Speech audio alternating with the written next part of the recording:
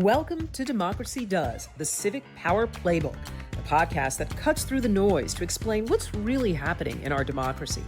Each episode breaks down key issues with insight from policy experts and change makers, giving you clear tips to take action. Whether you're fired up or feeling stuck, you're in the right place to get informed and get inspired, because democracy works best when we all participate. Hi, and welcome back to another edition of Democracy Does, the Civic Power Playbook. We are thrilled to have you with us and equally excited to have a great guest today. His name is Ehsan Zaffar. He is a civil rights attorney whose work has taken him from the streets of Los Angeles, where he ran a free legal aid clinic, all the way to the White House, where he worked as a senior advisor to civil rights under President Obama. Today, he runs the Difference Engine at Arizona State University. There, students come up with innovative and practical tools to combat inequality. Thank you so much for joining us. I really appreciate it. Let's start off, Ehsan, with one of your core missions. It's combating inequality. You say affordability is a civil rights issue. And we're talking about this right now as gas prices, grocery prices, healthcare. It's all going through the roof. So can you just expound a little bit on what you mean by affordability is a civil rights issue? What do you mean by that? Yeah, you see, the, the way our civil rights laws, which primarily stem from the Bill of Rights and the Constitution, Mhm. were created at a time when this country was a very different place. Yeah. People were homogenous in terms of race. We had different races. You had African Americans, you had people that were descended from Europe, but that was pretty much it. You didn't have anybody from Asia or China or South America. I mean, this was a very homogenous place. And it was also homogenous in terms of what people did. Most people lived outside of cities. A very small percentage of the population was functionally literate. Yeah. There was very, very few people. So you had 3 million people spread out over 13 states. So that's the population of about Houston today, Mhm. spread out over 13 states. And you didn't have a police force. You didn't have hospitals. You didn't have roads as we think of them now. You didn't even have cars.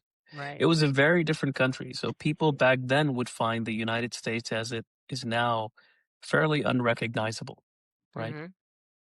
So the civil rights laws that the founding fathers created were designed to meet the needs of the population at that time.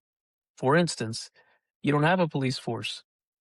So it might help for you to have the right to bear arms, because when Mhm. a foreign force comes, you're all you got. Maybe a militia if you can scrounge up a militia, which is why we had the right to bear arms, which is why that right exists. Free speech was a right that was created because the most powerful entity in the country was a government, the monarchy, the federal government, whatever you had at that time, right? And so your right to say what you want wasn't influenced by corporations, because corporations as we think of them today didn't really exist. I mean, we had the Correct. first corporation just about 100 years before the US's foundation, and they had nothing anywhere near the power that they command today. Universities didn't really exist as we think of them today. All of these kind of large institutions didn't really exist. The only large institution was the government. So Mhm. you wanted to protect your speech against a large or potentially tyrannical government, right? That was the idea. So free speech, same thing with freedom of religion. Look at the other First Amendment rights, the ability to petition your government for redress, right? Yes. All of that, the free press, so that the press can say something about the government and criticize the Yes. government, because the contract was that we put you in power by voting for you, and then you make sure our rights are upheld Mhm. so that you don't trample on our Yes. freedom, right? All right. A Great. democracy. Great. Yes. Great. Exactly. I just defined a democracy. So, Yes. but today we live in a very different country, Yes. right? Today, we live in a very different country. Now, imagine a scenario like this. And this actually happened in front of the White House. One of the longest protests in American history actually used to take place in front of the White House. Went on for many, many decades. I think 47 years. I may be wrong on the exact year, but somebody would always be manning this tent. If you walked by Lafayette Square Uh, Park in the back of the White House, you probably saw this little tent with some signs. Sometimes it was yes. kooky, sometimes it wasn't, but it's Yes. First Amendment protest until I think Donald Trump took it down this year. So it was the longest running protest in American history. Now imagine if somebody is walking around with signs there in the back, and let's say she's let's just make this person up. Um, let's say she's either low income or unhoused or has medical problems, right? But she's walking around in the back, and somebody descends and says, "You can't protest." She has a permit, everything. She's asked not to protest. A legion of civil rights lawyers will descend to Wow. protect her right to say what she wants, right? Gee. God forbid she not be able to say what she wants or Yeah. pray the way she wants, because those are our civil rights. They're important civil rights. We should Yeah. have them. They should exist. But here's the irony. What if she has no place to live? Hmm. What if she has nothing to eat? What if she's dying of cancer and she can't afford her meds? Yeah. She can say whatever she wants. She can die though, right? Right. And Right. so you have no right to life as the way that I described it. Bless you, right? You have no right to medical care. And the thing is that the fact that those are not rights, the fact that Yes. you can die, but you can say whatever you want, but it's kind of irrelevant if you're not alive. We Right. do If you can't. Yeah. our rights don't protect the lowest things on kind of Maslow's hierarchy of needs. They protect intellectual things like speaking and religion and petitioning the government for redress and due process. These are all important rights. But today, the country that we live in today, that is not what is top of mind for Americans, right? I'll give you another kind of example. We're talking about free speech, right?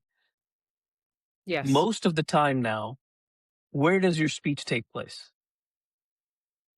I mean, I guess online. I mean, That's right. yeah. That's right. Your speech takes place on private platforms, Twitter, whatever it's called, X, Facebook, Yes. TikTok, Instagram, Snapchat. I can name all the, you can all name all these Yes. platforms, right? That's right. Websites that are not owned. Nobody's going to the park square and petitioning against the government. It's very Mhm. rare. Yes. Nobody's writing a letter to the government. There's no social media platform owned by the government. These are all private platforms. And guess what? That vaunted First Amendment that we've been talking about doesn't apply to private actors. So if Instagram or X wants to take down your post, they can. And anybody Exactly. who says free speech, they're wrong. Right. Twitter owes you no free speech protection at all. So you're telling, this is why affordability is a bigger issue, because free speech as it's structured today is largely, uh, it's becoming a weak right because Hmm. we don't have government platforms where we're protesting against the government. We're doing it on private platforms where the First Amendment doesn't even apply. So there's this huge carve out. Meanwhile, Yes. the issues we really care about, the issues that are really destroying this country, things like, did you know that the number one reason people go into debt, into bankruptcy? Do you know what that is? The number one reason Americans go bankrupt. I would say healthcare. You're right. Yeah. Right? They're going into debt not because they're unemployed, not Hmm. because they made bad consumer choices. They're going into debt just to live, just to Hmm. survive. Our rights, our system of rights shouldn't just cover intellectual ideas from nearly 300 years ago, 250 years ago. They should be responsive to the actual problems that Americans are facing today. And Yes. we Yes. need rights to do this, not just laws. but guaranteed rights. And that's the way we get past a lot of these issues. Well, how does that work? I mean, what does that look like? Because, there's parts of society that we just spoke about. What should be a healthy society, markers of a healthy society, like healthcare, like childcare, like housing. And you point out that these things they're not affordable. And you talk about how it's a basic right, but it isn't affordable. And we are getting squeezed in many respects because even when you talk about the platform of a public square and how everybody's on, these social media platforms, they are beholden to the government because we've already seen what happens with people who make payouts to the current administration or what have you. So that's a side issue, but the core question is, what does that look like now then? What does that mean? Because it looks like healthcare and housing, affordable housing and food are becoming luxury items, Yeah, they are becoming luxury items. which is We live in a crazy. capitalist society. Yeah, that's right. I mean, I think if I were to, I run a startup, so Yes. I'm an entrepreneur and I work with a lot of community entrepreneurs. We build products to solve community problems. We're Yes. taking this idea that, okay, we're a capitalist society, so we might as well use that to solve community problems. So Yes. when litigation doesn't work, when lobbying doesn't work, when protest doesn't work, what if a community could build a product to solve that Yes. problem? And the Yes. reason That's why we the take that, difference, right? The difference engine. Is that correct? yeah, that's right, the Okay. difference engine, we're at Arizona State University. And the reason we take that approach is because it's in the interests of people who are capitalists, for lack of a better word, or people that are, because if I let's say I'm a multimillionaire and I make jeans and I have lots of friends who are multimillionaires. How many jeans are extremely wealthy people going to buy? 10 Mhm. for themselves, 20, maybe 30. Let's go crazy. And they say they buy one pair of jeans for one day of the week because they're so wealthy. That's 365 jeans. Let's say there's, 2 million millionaires. So that's 2 million jeans times 365. I don't know what that number is, but it's probably a lot, right? Mhm. Now, now imagine there's a huge middle class, right? The huge middle class is, let's say 150 million people, 200 million, more, 200 million people. If 200 million people buy 10 jeans per year, that far outpaces the 1 million millionaires buying 300 jeans. Does that make sense? Yes. In other Yes. words, capitalism dies without a healthy middle class. Mhm. And there is no healthy middle class if there's no affordable health care. There is no healthy middle class if there is no affordable higher education. There is no healthy middle class if there's no affordable housing. So if I'm a capitalist, if I'm an entrepreneur, if I'm a millionaire or a billionaire, it's in my interest to support these policies because these people are my customers and I want them to exist, because if they don't exist, I don't have a business anymore because I can't keep selling to my 5 friends who are billionaires. That's not enough Mhm. of a market. Then you end up in a feudal situation, which is what most of human history was, which was 99% people were really poor, kind of 0.5% were this like merchant class, and then really, really even smaller set was like royalty or some kind of very special artist or something like that. And most of humans, and that's kind of what we're regressing back towards if we don't. This period from the mid 1800s to kind of now is an unprecedented period in America and world history, where you have this thing called the middle class, which has allowed people to have buying power and buy things and raise their standard of living. And so if I'm a capitalist or if I'm a business person or even if I'm a Republican or somebody on the right wing, I want to push policies that allow for affordable health care, that allow for housing, because it's good for business. Mhm. Let me be devil's advocate. And Yeah. there's many questions I want to ask you about this, but I do want to ask in terms of people who say, well, the Democrats, are all about regulation. You can get cheaper labor, which helps the bottom line.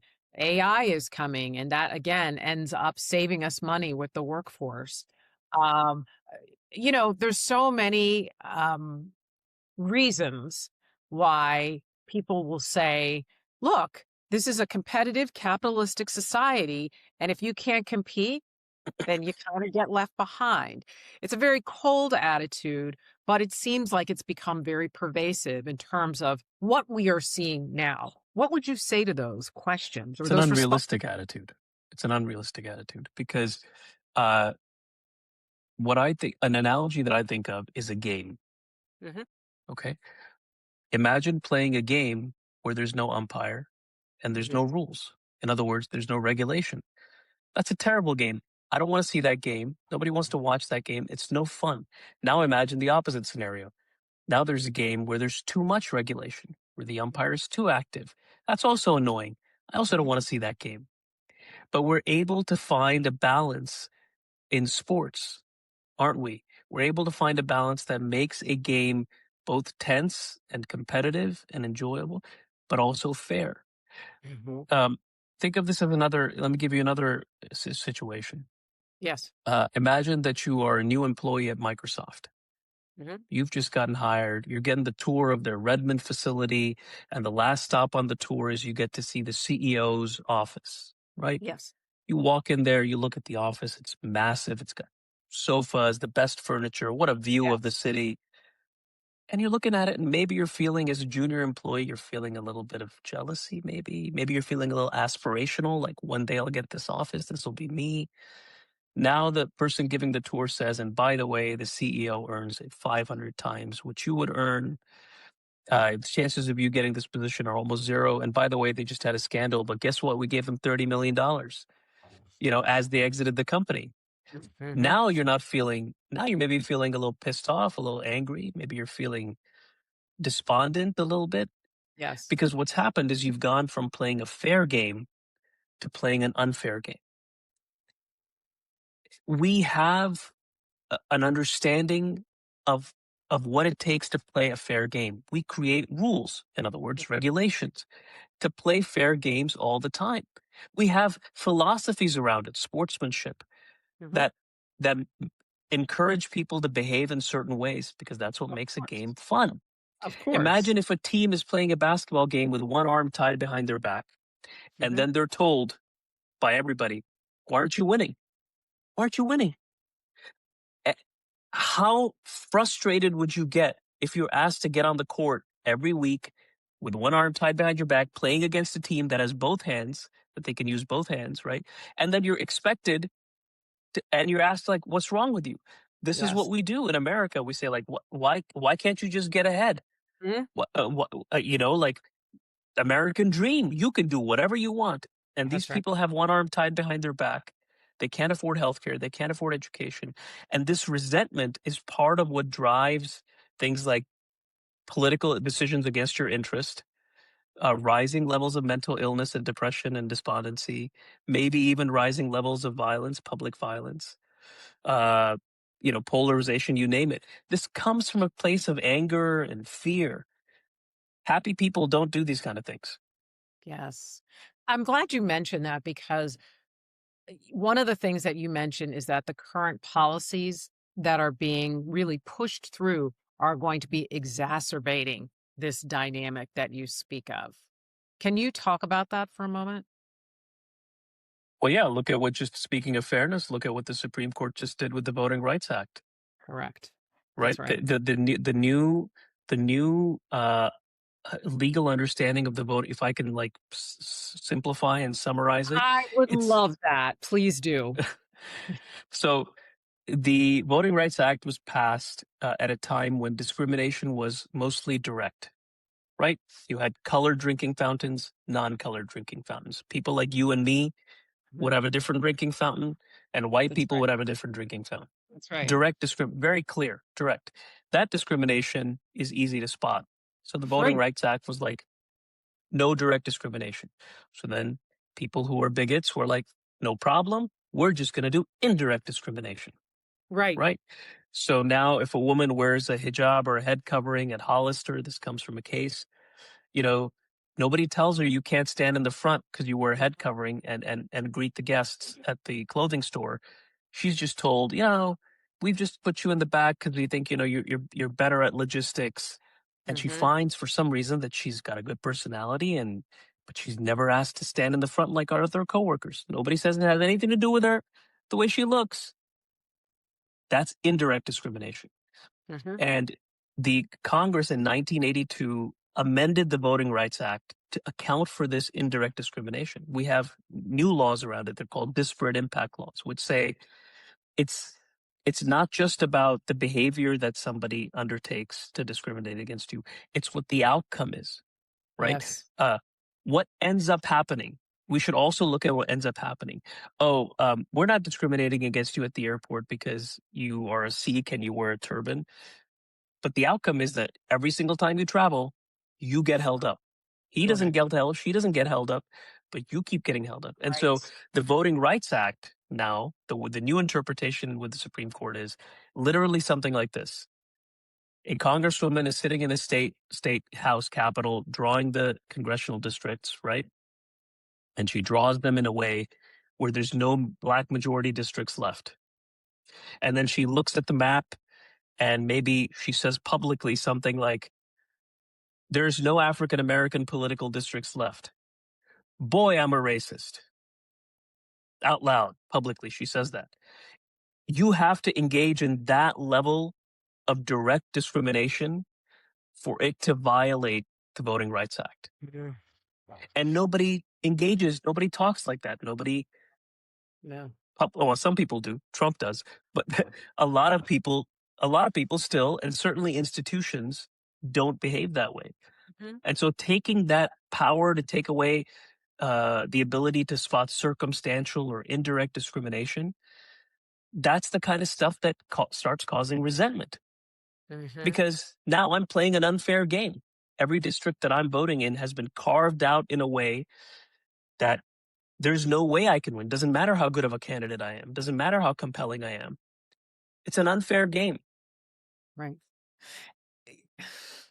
There's so much here. I think two things. One is you're spot on because I was reading about Louisiana, I think. There was only one majority black district. Is that correct? Yeah. Only one out of Yeah. 6? Yeah. And even that I is think there will be after this. I think that was the yes. idea. There will be. Yes, there Yeah. there will only be one, even though the state is 1/3. right. 1/3 So, African American. Yeah. yeah. Yeah. There are people who say enough advances have been made for people of color. Aren't we at a point in our country where we don't need to keep harping about this race stuff? Enough advances have been made, so I don't understand why we need to be worried about this. Elections are made to be fair. People can go to the polls. So why are they up in arms about this? What would you say to that? All right. I have an example for you there. I don't know why today's story time, but here's another kind of story. Hey, I So want to hear it. one of the products we build, and I'll use women to kind of demonstrate this point, to respond to this point. And listen, many would say I have a radical view when it comes to this, and they're entitled to their opinion. This is just what I think, right? So Sure. we have something we build called the Women's Power and Influence Index. Okay. Hmm.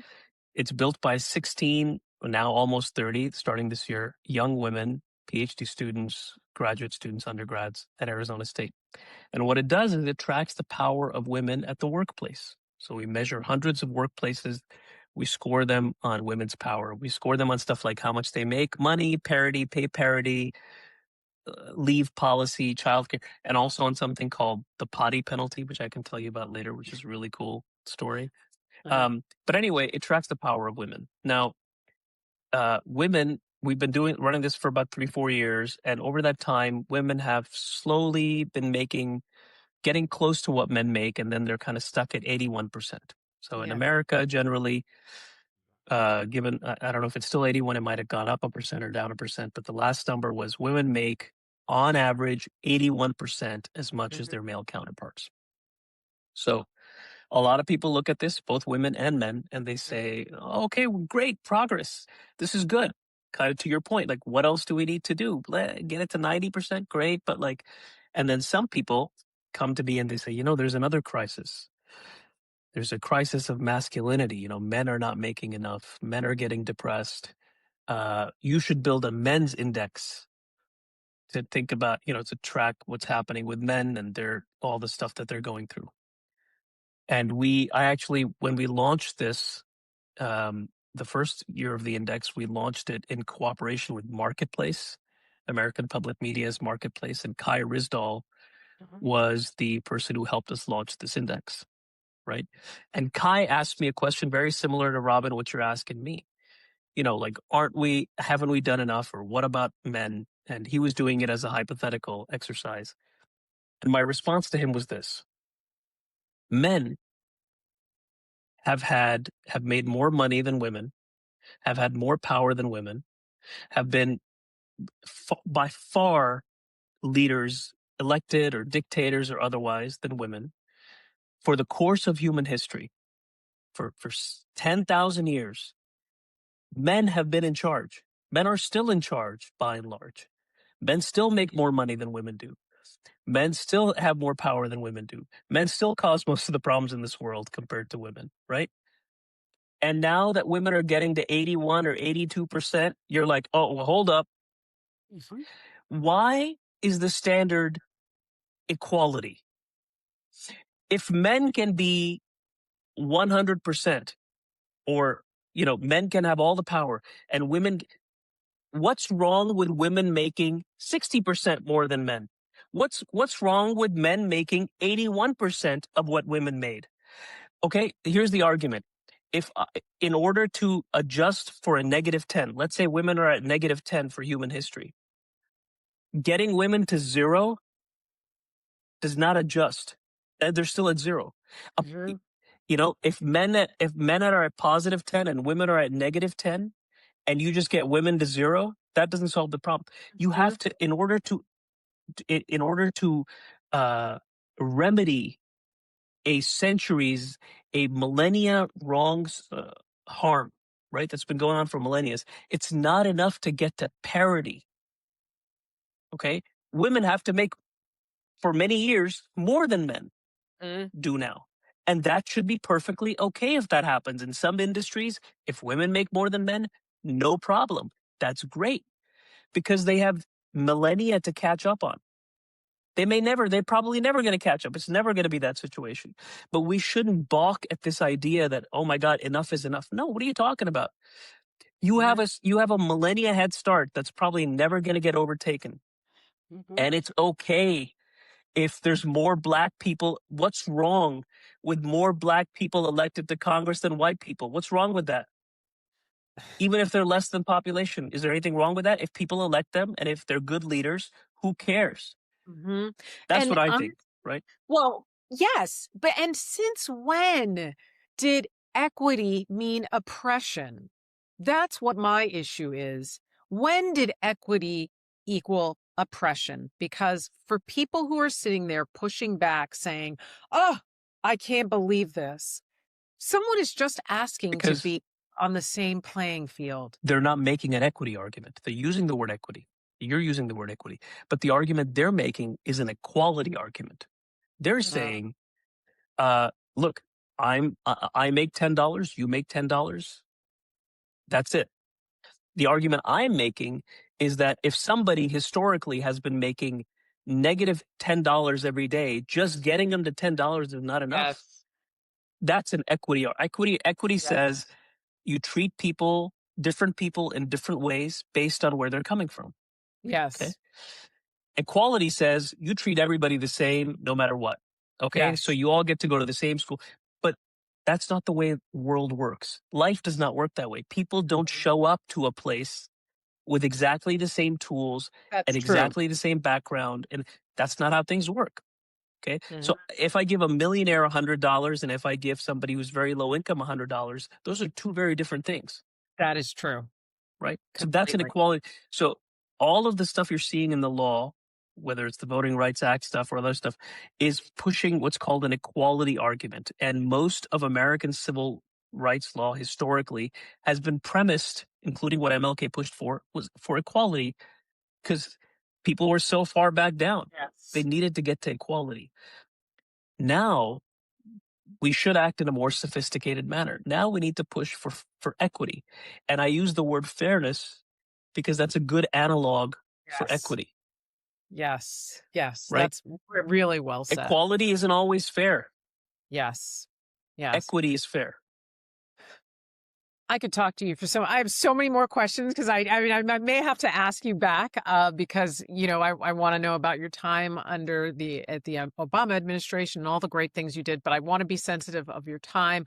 One of the things I do want to ask my guests are what are 3 top tips that you can tell our audience to do in terms of making a change, making a difference, and feeling empowered? Because I think there are a lot of people who feel overwhelmed, who feel shocked by what's happening, and they want to do something. And you see that by the evidence of the protests that are happening. But I think a lot of people don't know what to do. So, what are 3 top tips you would recommend, whether it's fighting inequity, feeling empowered, feeling like you can make a difference? What would you recommend? Let me think about this.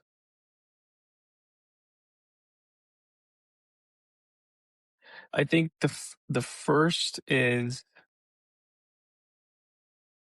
I'm trying to think of how do I think about this? Hmm. 3 top tips. All right. The first thing I would say is though it's important to think about the problem and talk about the problem, to not just focus on the problem.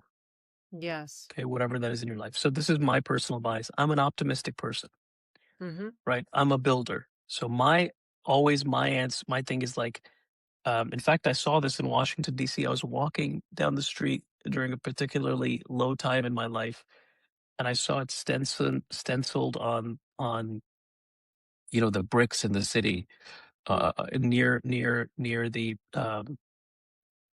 the convention center in downtown DC, and it said, "What will you do next?" That's all it said on the floor, Wow. and it's actually my iPhone wallpaper to this day. You know, Wow. and that's just the only question. That's the only question. So whatever is happening, you could kind of ruminate and feel regret or whatever. But the only question is what do you do next? Until the day you die, that's the Hmm. only time you can't do anything. When you're dead, you're gone, right? Yeah. Up until your death, the only question you have to ask yourself is what will you do next? Right? And that could be anything. That could be a protest. That could be educating somebody. That could be educating yourself. That could be working with something like the Difference Engine and building a product. That could be supporting a community org with money if you have money. Whatever it is, the question is, what will you do next? So thinking, kind of forward thinking. Um, Yes. and then the other thing is kind of related to this is to not focus on what the other people are doing. One of the reasons I think Trump got elected is most people look for 2 things from their leaders. They look for a journey and they Hmm. look for a destination, right? Where am I going? How am I going to get there? Right. So they asked Trump when he was running just now, where am I going? And he said, I'll tell you where you're going. You're going to be rich again. You're going to have a job again. That's the destination, right? All your problems are going to be solved. And they said, okay, how am I going to get there? He said, I'll tell you how you get there. No more immigrants that take your jobs, tariffs, no more foreign wars. And all of that is going to make you rich. Now, between you and me, this is a terrible public policy solution, which also he hasn't stuck to because there's a foreign war going on right now, right? Right. But Right. it's something. Now, most people are like, okay, this is kind of a dumb idea. But all right, Democrats, what do you got for me? Where am I going? And how am I going to get there? And do you know what Democrats said? What? They said, can you believe what Trump just said? Ugh. And the people were like, what? They're like, yeah, can you believe what he just said? He said, no more immigrants. And then people were like, yeah, but what's your plan? Where am I going and how do I Where are we get there? going? Yeah. Yeah. Yeah. And then they were like, okay, these guys are just talking about Trump, and Trump has something. Do I like the plan? No. Do I agree with him on a lot of stuff? No. But he's got a journey and he's got a destination. So let's go. Right. And so don't be like them, right? Don't focus on Trump. Focus on where you think we should be going. Provide a meaningful, optimistic, beautiful, compelling, inspirational solution that people can get behind, whatever that is in your community, whether it's at the small level or at the big level, for what you think the country should be. And if you believe in it, stick to it. Mm-hmm.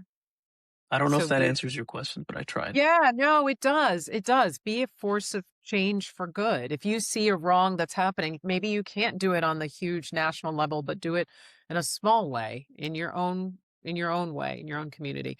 And then what's the third? Do you have one Is more? there a third one too? Yes. Uh-oh. I would say is like to take a page from Steve Jobs' book, right? Because I've been in this space of innovation now for a long time. It's just to think different, Yes. right? Force yourself to think a little bit different. Don't give me a 12-point plan I don't want any more 12-point plans, Yes. right? What is something we need right now is a time where we need to innovate. Yes. We need to think differently, not just innovating in the newest iPhone that comes out, but innovating in public policy, innovating in government, innovating in academia. You were talking about AI, right? Yes. AI can be a huge threat. Mhm. It can be a huge benefit, but it depends on how we respond to it. This is what I want to use AI to solve if I had all the Oh, power in the world. yes. Is hunger. It's Yes. insane to me that people go hungry in this world Yeah, that's right. because you can grow food accidentally. Yes. Do you know what I mean? You just throw Yes. some seeds out there and you're like, what is coming out of the ground? I didn't want Right. this to grow here. The God or whatever entity you believe in has given so much bounty on this planet. A seed costs nothing. Water Yes. is generally free. Sunlight is free. Soil is everywhere. And yet we charge so much money for food, and over 1 billion people in this world don't have enough to eat. It's the cheapest thing you can make on the planet, and people don't have any. Yeah. It grows no matter what, whether you want it to or not. That's Food true. grows, That's true. and yet people go hungry. It's crazy to Yeah. me. They'll Yeah. have an iPhone, but they won't have enough to eat. Right. Right. How does that happen? So think innovatively. Be an So think innovator. innovatively, think differently. Yeah, Yeah. Think force yourself. When you're going down a path that you're like, okay, let's just do this, but try to pause and be like, is there a way we can do this differently? Yeah. Yeah. Thank you so much. Where can people find you? Where can they support the work that you do? Where can people Sure. go? Yeah, you can just Google my name. I'll come up. My website is myfirstname.com. So it's Okay. Ehsan.com. Okay. And then there's a link to all the work that I do. And then the difference engine is at the difference engine, one word, Mm-hmm. .asu.edu.